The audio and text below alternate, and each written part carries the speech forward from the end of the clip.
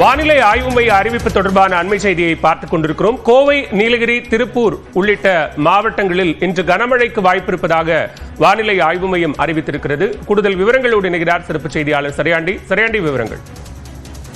வானவேல், தென்மேற்கு பருவமழை முன்கூட்டியே அந்தமான் பகுதிகளில் தொடங்கி இருக்கக்கூடிய சூழ்நிலையில் மேற்கு தொடர்ச்சி மலையை ஒட்டி இருக்கக்கூடிய பகுதிகளில் அடுத்த 5 நாட்களுக்கு பரவலாக கனமழை இருக்கும் என்று இந்திய வானிலை ஆய்வு மையம் எச்சரிக்கை விடுத்திருக்கிறது. அந்த வகையில் இன்றைய தினம் கோயம்புத்தூர் மற்றும் திருப்பூர் மாவட்டங்களில் இருக்கக்கூடிய மலையை ஒட்டி இருக்கக்கூடிய பகுதிகளில் இன்றைய தினம் கனமழை பெய்யக்கூடும். அது மட்டுமல்லாமல் நீலகிரி, தேனி, திண்டுக்கல் ஆகிய மாவட்டங்களில் ஓரிரு இடங்களில் கனமழை பெய்யும் என்ற ஒரு எச்சரிக்கையானது கொடுக்கப்பட்டிருக்கிறது. இந்த சமயங்களில் 40 முதல் 50 கிலோமீட்டர் வேகத்தில் காற்று வீசக்கூடும் என்ற ஒரு எச்சரிக்கையும், அதாவது காற்று, இடி, மின்னலுடன் கூடிய கனமழை இருக்கும் என்ற ஒரு எச்சரிக்கையானது கொடுக்கப்பட்டிருக்கிறது.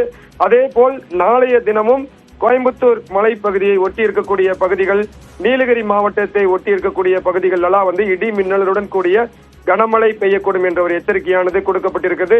நாளை மறுநாள், அதாவது அடுத்த 3 தினங்களுக்கு பிறகு தென்மேற்கு பருவமழையானது தீவிரமடையும்.